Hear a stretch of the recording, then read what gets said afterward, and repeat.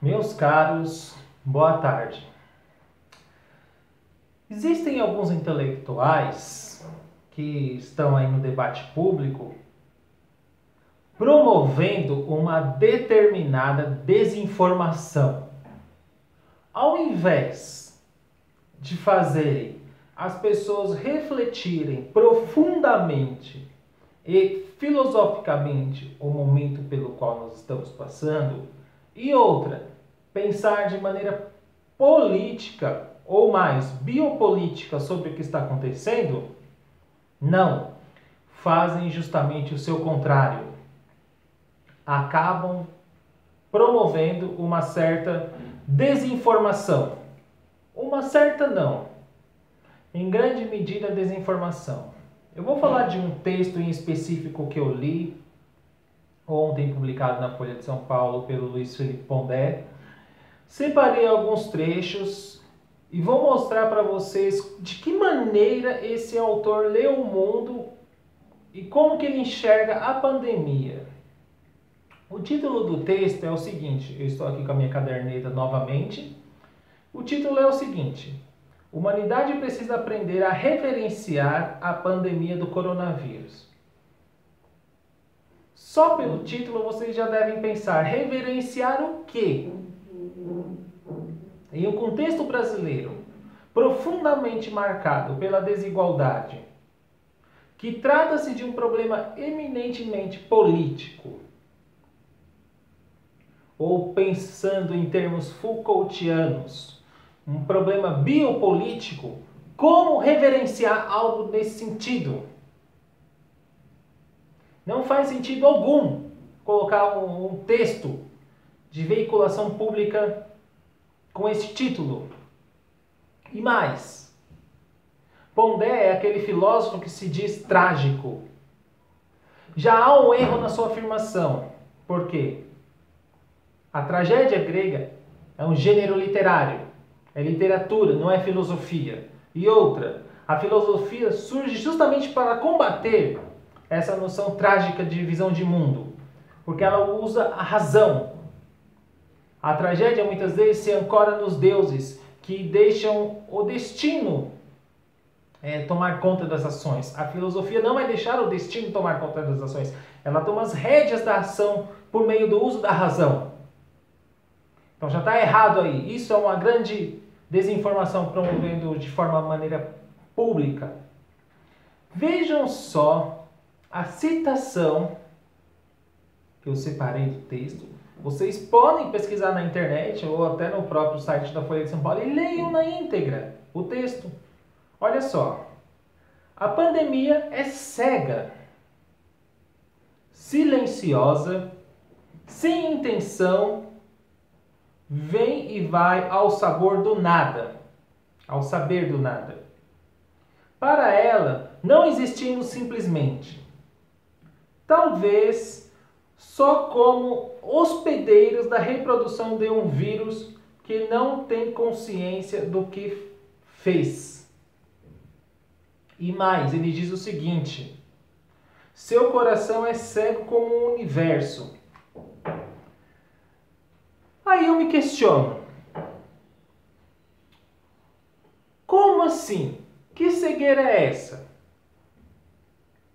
Se ele é cego, segundo ele, parte do pressuposto que ela não escolhe ninguém. Então por que no contexto brasileiro morrem-se mais negros? Por que nesse contexto nosso nacional, dessa triste realidade que não tem nem saneamento básico, morrem-se mais pobres? Por que neste contexto brasileiro os ricos conseguem em sua grande parte sobreviver a este vírus? Que cegueira é essa? Isso aqui que ele está colocando é aquilo que o Edgar Morin chama, que serviria muito bem para ele, é uma cegueira de conhecimento. Porque ele está cego. Ele não está vendo que o mundo pelo qual ele está fantasiando na sua cabeça, dentro do seu apartamento, é um olhar de classe. Uma classe média alta que está isolada em seu apartamento, fazendo lives, trabalhando dentro de casa, e o vírus não chega até lá. Agora quem está no fundão da periferia tem que trabalhar todos os dias. Vai ralar, não tem opção, não sequer receber o auxílio emergencial. O vírus é cego para um cara desse? É lógico que não. O erro fundamental de Pondé é essa visão libertária de mundo que ele coloca, que é na verdade travestida de um falso radicalismo como ele se coloca. Vejam só, eu vou repetir a frase de modo como que vocês reflitam acerca da questão. A pandemia é cega, silenciosa, sem intenção. Vem e vai ao saber do nada. Para elas, não existimos simplesmente, talvez só como hospedeiros da reprodução de um vírus que não tem consciência do que faz. Seu coração é cego como o universo. Essa é a verdadeira cegueira de conhecimento. Nesse sentido, quando eu li Os 7 Saberes Necessários à Educação do Futuro, eu logo já pensei, é um cara que tem um conhecimento, mas é cego porque não consegue transmitir a realidade para as pessoas. A realidade que ele acha que é universal é a realidade do mundo dele, da classe dele. Não consegue enxergar o mundo na sua diversidade social, no corte de classe social que existem e que essas pessoas, essas minorias são as que mais sofrem com o advento, a força da expansão dessa pandemia. Além disso, há um governo criminoso que faz constantemente um forte negacionismo sobre o que acontece diariamente, e o cara me escreve algo nesse sentido de dizer que nós temos que aprender, que nós temos que reverenciar. Pelo amor de Deus, não reverenciar o quê? A tragédia, como ele diz? Como ele se coloca um tragediólogo? Já está errado não se colocar como um filósofo trágico. A filosofia combate essa forma de literatura. Porque a filosofia usa a razão. Ela não vai esperar o destino tomar conta da sua vida. Um filósofo que ele gosta tanto. Se Nietzsche olhasse um texto como esse e falar, não, temos que nos assumir e ir para frente. Combater isso. E não ficar com essa visão de humildade, de reverenciar, de aprender com o vírus. Veja, esses intelectuais que se colocam como opinião pública, eles estão fazendo um completo desserviço à expansão de conhecimento. Haja vista que, em tempos de pandemia, esses caras que se formaram, que tiveram bolsas de estudo, que estudaram em universidade pública, deveriam, no mínimo, devolver tudo aquilo que eles estudaram anos e anos com investimento do meu imposto, do seu imposto, de todas as outras pessoas e promover um conhecimento para elas. Mas não. O que eles fazem? Cobram cursos caríssimos para aquela classe social que eles desejam ensinar esse monte de coisa errada. Vejam só que catástrofe isso. Esse tipo de erro colocado aqui em texto reforça ainda mais a pós-verdade. Uma definição que eu gosto muito é do professor Leandro Carnal, que diz o seguinte: é a seleção afetiva dos fatos. Então aqui, um sujeito lê um texto como esse, seleciona essa verdade e acha que ela é real. Sendo que uma verdade como essa não é verdade, mas se coloca como tal, argumenta-se como tal, no entanto, não o é.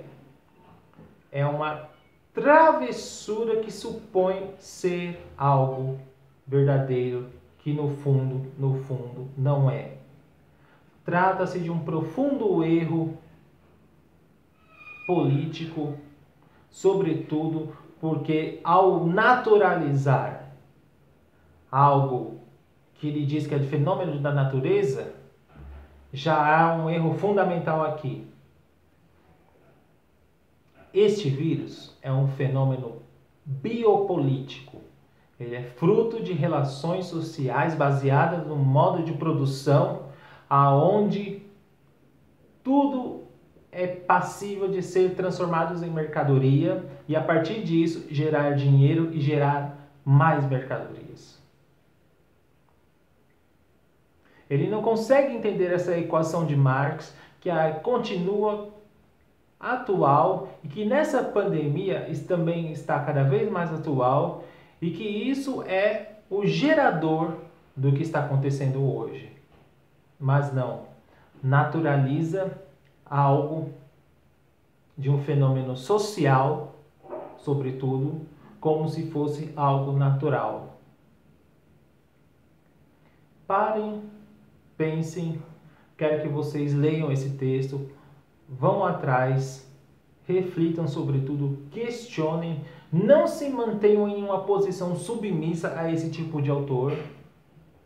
Leiam, briguem, questionem sobre tudo e faça o que a filosofia sempre faz: colocar perguntas, questionar os motivos pelos quais há determinadas afirmações,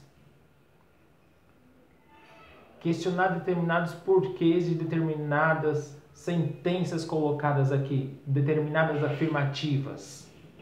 Isso é o início de um filosofar verdadeiro, e não essa visão travestida de mundo completamente distorcida e errada.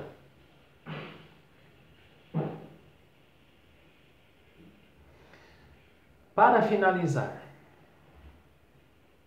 essa visão aqui, completamente torta, é o olhar de classe dele. Então, olhe o mundo de uma maneira mais ampla, que você vai ver o erro fundamental que ele coloca aqui. Tá certo? Lembrando, amanhã, quarta-feira, às 20 horas, haverá uma aula livre, pública, aberta entre eu, aqui quem vos fala, e o professor Aldair de Jesus. Nós vamos falar sobre filosofia e formação humana. Espero vocês lá, participem e vamos aprender mais filosofia e mais conhecimento para não ficar submisso a esse tipo de texto aqui que coloca uma visão completamente errada do mundo. Um abraço e até mais.